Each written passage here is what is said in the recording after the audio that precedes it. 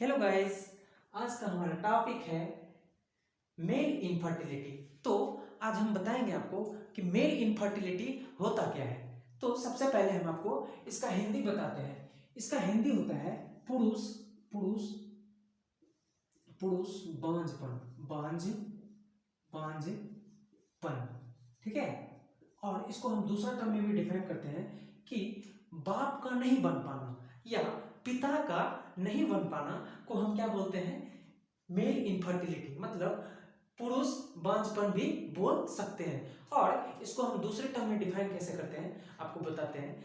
जब एक mail body female body को प्रेग्नेंट नहीं कर पाता है, मतलब प्रेग्नेंट के फेज तक जब नहीं पहुंचा पाता है, तो हम समझते हैं कि वो जो पुरुष है वो इनफर्टिलिटी से जूझ रहा होगा, सफर कर रहा होगा। तो हम आज कुछ सिम्टम आपको बताएंगे जिसके द्वारा आप पता कर सकते हैं कि आप में भी कहीं ये मेल इनफर्टिलिटी तो नहीं है। तो पहला जो सिम्टम होता है वो होता है, जो पहला सिम्टम होता है वो होता है डिफिकल्टी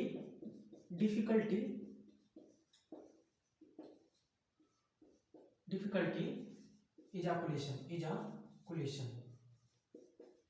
डिफिकल्टी इजाकुलेशन का मतलब क्या होता है, जब एक मेल बॉडी अपने शरीर से सेक्सुअल इंटरकोर्स में या मास्टरबेशन हस्तमैथुन के द्वारा जब अपने शरीर से स्पर्म को या शुक्राणु को बाहर निकालता है तो हम उसको इजाकुलेशन बोलते हैं। उसमें होता क्या है कि जब मेल इनफर्टिलिटी से कोई मेल पीड़ित होता है तो उनमें ये परेशानी होता है और सही तरह से इजाकुलेशन नहीं होता है, मतलब शरीर से सही तरह से बाहर नहीं निकलता है। और दूसरा जो रीजन होता है वो होता है स्मॉल वॉल्यूम फ्लूइड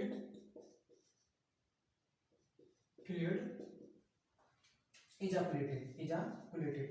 तो होता क्या है, जब हम बच्चा करने को सोचते हैं तो हमें होता क्या है कि हमें फिजिकल संबंध बनाना पड़ता है। तो संबंध बनाने में जब हमारा शरीर स्पर्म रिलीज करता है फीमेल बॉडी में, तो जब उसकी मात्रा कम होती है, तरलता कम होती है, तो ऑब्वियस सी बात है कि एक फीमेल बॉडी उसको एक्सेप्ट नहीं करता है और वो प्रेग्नेंट नहीं हो पाती है।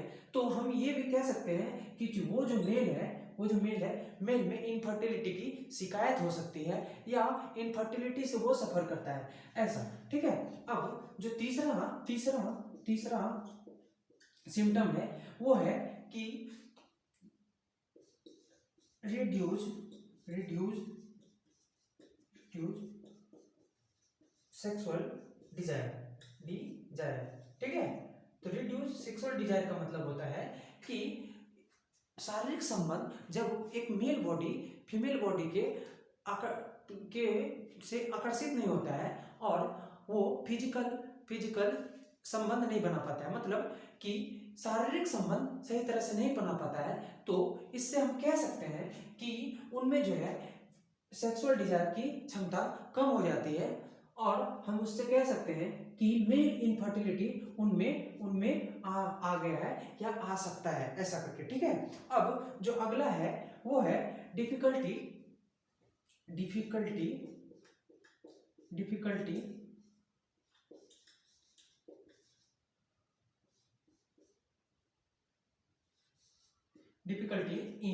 इन इरेक्शन। अब आप कहेंगे डिफिकल्टी इन इरेक्शन का मतलब क्या होता है। डिफिकल्टी इन इरेक्शन का मतलब होता है जब हम सेक्सुअल चीज के बारे में सोचते हैं तो हमारा जो रिप्रोडक्टिव ऑर्गन है जिसको पेनिस बोलते हैं वो ऑटोमेटिक सीधा हो जाता है, मतलब टाइट हो जाता है। तो जब कोई मेल इनफर्टिलिटी के शिकायत में होता है तो उनका जो होता है ना, इरेक्शन नहीं हो पाता है, मतलब उनका जो पेनिस है रिप्रोडक्टिव ऑर्गन है मेल का, वो सीधा नहीं हो पाता है और टाइट नहीं हो पाता है, जिसके कारण वो सही तरह से सेक्सुअल इंटरकोर्स नहीं कर पाता है और उनमें इनफर्टिलिटी की शिकायत आ जाती है। अब जो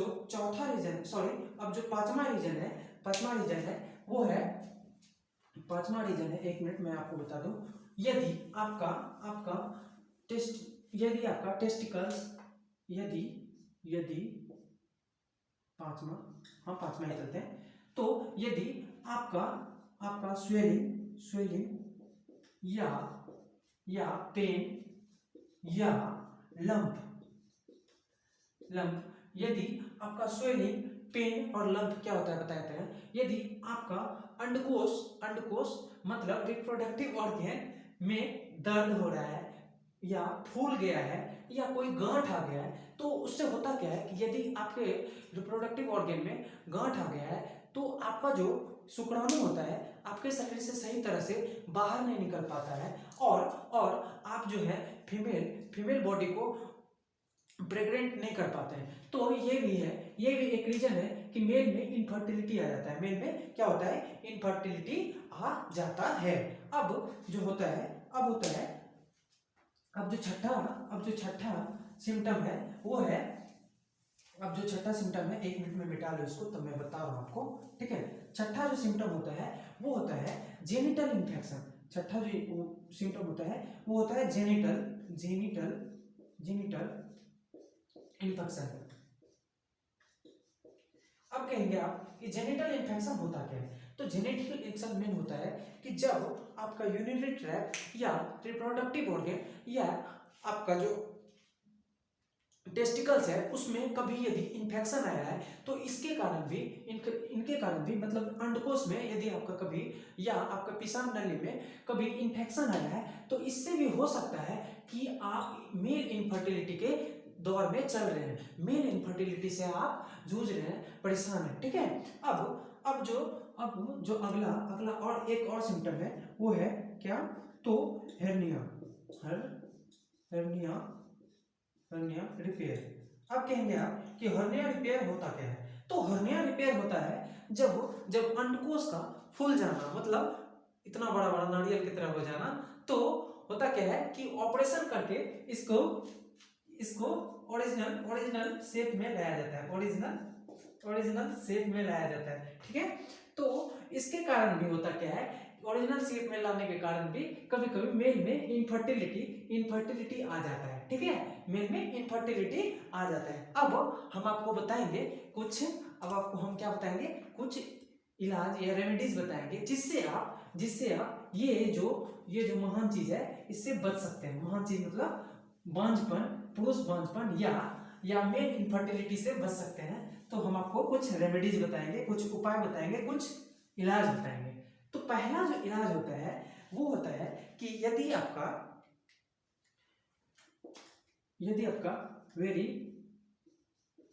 वेरिकोसील, यदि आपका वेरिकोसील या वास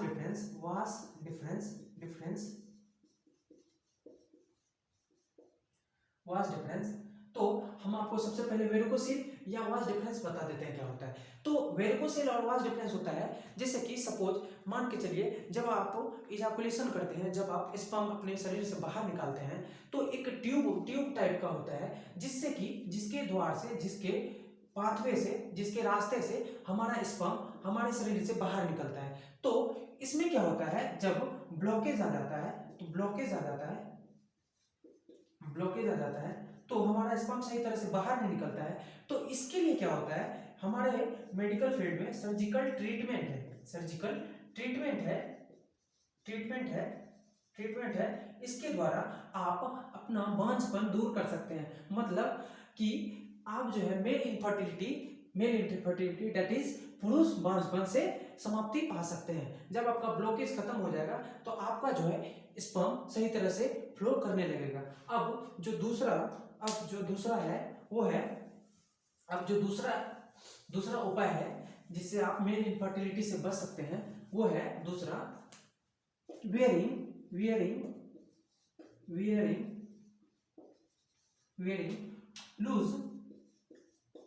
लूज अंडरवियर, ठीक है। तो होता क्या है, जब आप एक टाइट अंडरवियर पहनते हैं तो आपका जो टेस्टिकल्स वाला एरिया होता है, मतलब आपका जो रिप्रोडक्टिव ऑर्गन होता है वो थोड़ा टाइट हो जाता है। तो होता क्या है, उससे आपका जो स्पर्म का जो काउंट है, स्पर्म की जो मात्रा है वो घटने लगता है। तो घटने लगता है तो ऑब्वियस सी बात है कि आप बाप नहीं बन पाएंगे, सीधी सी बात है। तो इसलिए टाइट कपड़ा मत पहने, ठीक है। अब अगला जो सिम्टम है, सॉरी अगला जो उपाय है वो है कि यदि आपको मेल इनफर्टिलिटी से बचना है तो आप क्या कीजिए, cold water spongin, cold water spongin. अब आप कहेंगे कोल्ड वाटर स्पंजिंग क्या होता है?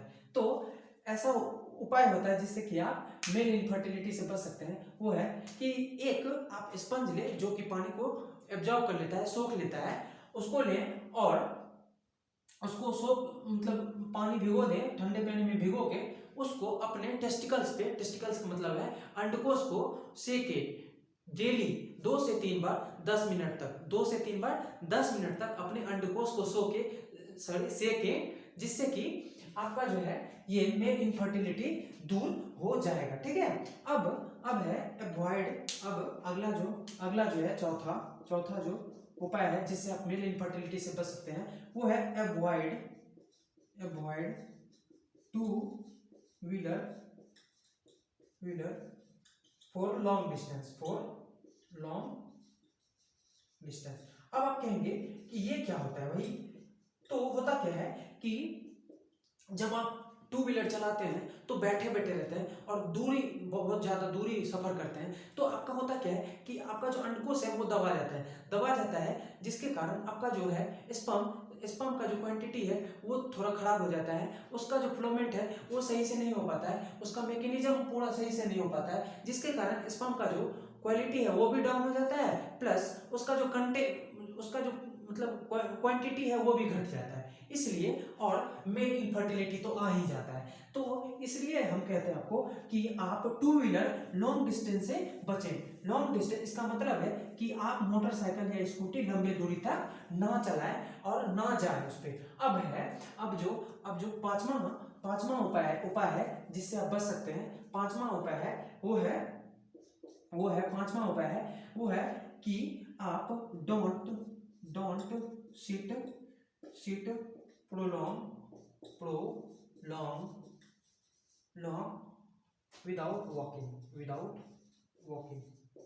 without walking। अब आप कहेंगे कि क्या होता है do not sit prolong without walking? तो मतलब है कि कंटिन्यूअस आप यदि कोई काम कर रहे हैं 10 से 12 घंटे का, तो कंटिन्यूअस आप बैठे मत रहें, थोड़ा चले टहले उसके बाद फिर से आके काम करें, हैं ऐसा होता है। तो इससे आप मेल इनफर्टिलिटी से बच सकते हैं। अब यहाँ तक तो हो गया, आपको मैं उपाय भी बता दिया और मेल इनफर्टिलिटी कैसे होता है, क्या होता है सिम्टम वो भी बता दिया। अब मैं आपको कुछ दवाइयाँ बताऊंगा जो जिससे कि जो कि डॉक्टर अपने पेशेंट को बताते हैं। पर मैं जो दवाई बताऊंगा वो, मैं तो कोई डॉक्टर हूं नहीं, तो मैं जो दवाई बताऊंगा वो आप बिल्कुल ना लें, अपने डॉक्टर से सलाह लें, नजदीकी डॉक्टर से, उसके बाद ही आप कोई बड़ा कदम उठाएं, ठीक है। तो अब जो मेडिसिन है वो है, मेडिसिन जो कि डॉक्टरों के द्वारा प्रोवाइड किया जाता है, वो है क्लोमीफिन। तो एक टैबलेट आता है क्लोमीफिन टैबलेट आता है, क्लोमीफिन का एक टैबलेट आता है, उसको खाना होता है डेली, ठीक है। डेली 25 दिन तक खाना होता है, डेली 25 mg का होता है, 25 मिलीग्राम का होता है, इसको डेली खाना होता है, डेली खाना होता है। कितने दिन तक? 25 दिन तक डेली खाना होता है। और टिल कब तक खाना होता है? तो लगभग 3 से 6 महीना तक लगातार खाना पड़ता है, और मतलब 25 दिन तक, ठीक है। अब जो दूसरा है वो है प्रोविरोनम।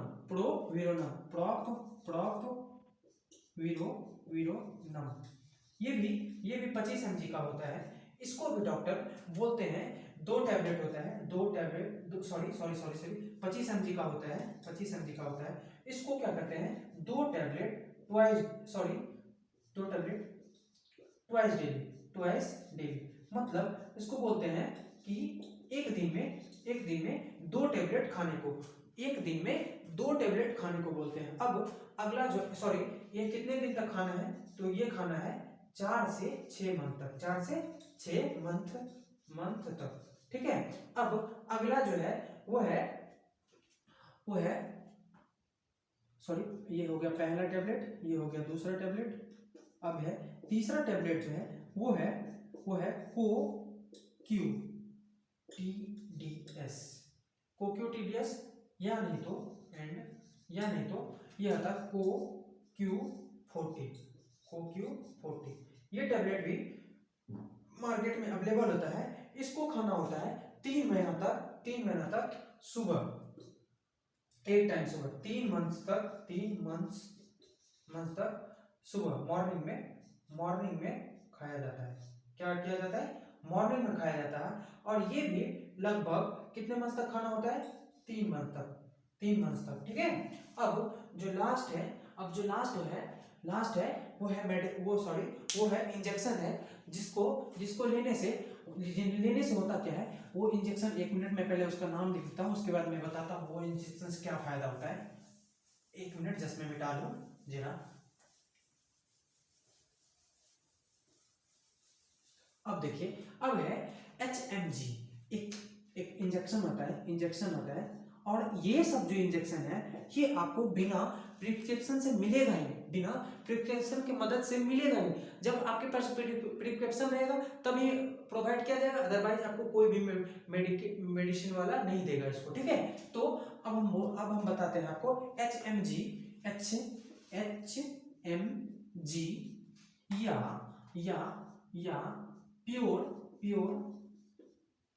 प्योर FSH टैबलेट आता है। ये आता है लगभग 75 से mg से 150 सॉरी 175 से 150 IU में आता है। ये IU मतलब इंटरनेशनल यूनिट है। जिसे mg इंडिया में यूज होता है, उसी तरह से ये इंटरनेशनल यूनिट है। ये भी एक यूनिट है जिसको 3 टाइम्स वीक लेना पड़ता है।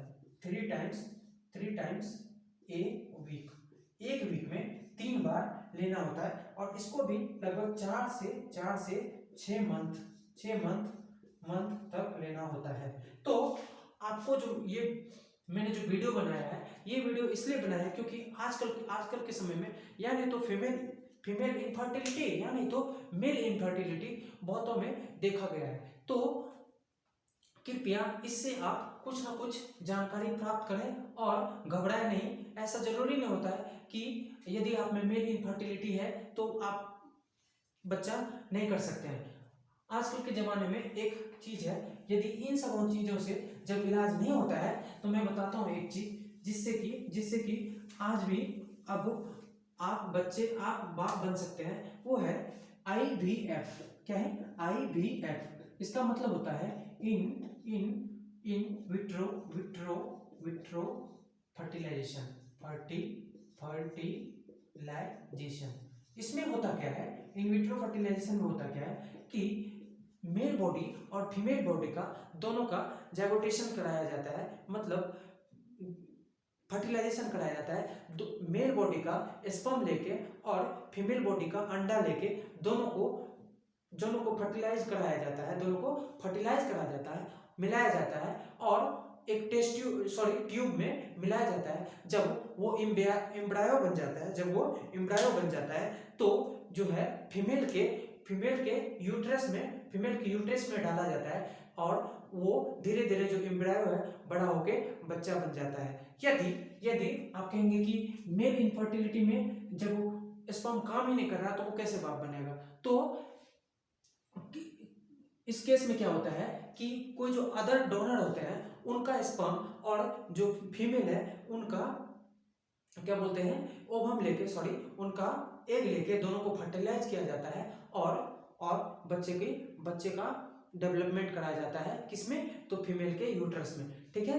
तो वीडियो यदि आपको इंफॉर्मेटिव लगा, आशा करता हूँ आपको अच्छा ही लगा होगा वीडियो। और यदि वीडियो अच्छा लगा तो लाइक कीजिएगा जरूर और कमेंट भी जरूर कीजिएगा, ठीक है, अपने दोस्त के नाते। धन्यवाद।